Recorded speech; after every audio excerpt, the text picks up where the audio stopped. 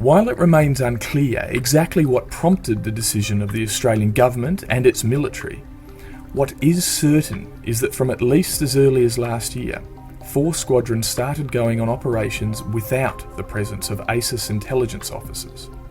Most remarkably, perhaps most legally concerning, is the fact that they are now operating in African countries such as Nigeria, Kenya and Zimbabwe, all places where Australia is not at war and where we have no declared military presence.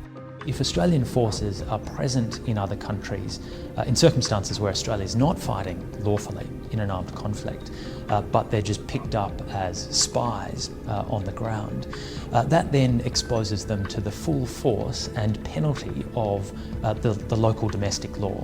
Now, in many countries, espionage is an incredibly serious political offence which can carry the death penalty. Terrorism has morphed in many ways, including and spread geographically. So Al-Qaeda affiliates are now most active in the Horn of Africa, and those affiliates are either directly or indirectly targeting Australian interests. So I think the decision's been made, if we ever go to these places again, we really want to have the best possible intelligence we have so we know what we're getting into. And I think those are the factors that are driving this newfound intelligence interest in the Horn of Africa and Africa more broadly.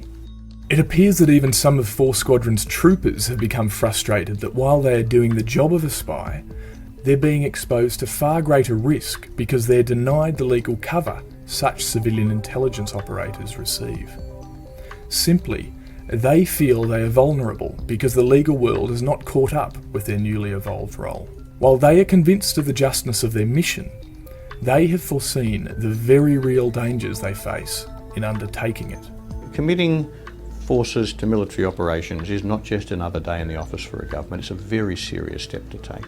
And I think for a government to do that without informing the Australian public, at least in very broad terms, is a very serious step.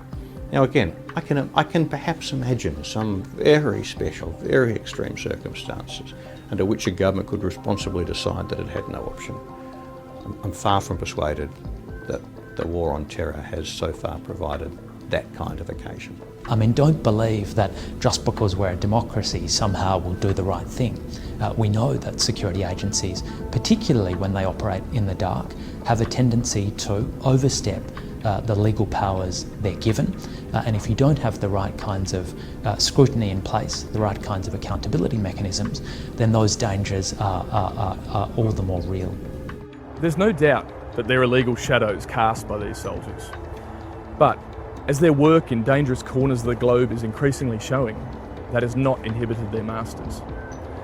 As the international community continues its gradual drawdown of major combat troops in Afghanistan, they will increasingly be replaced by special forces. As the curtain closes on the world's latest round of large-scale land wars, it will continue to open on this new and ultra-secret shadow war.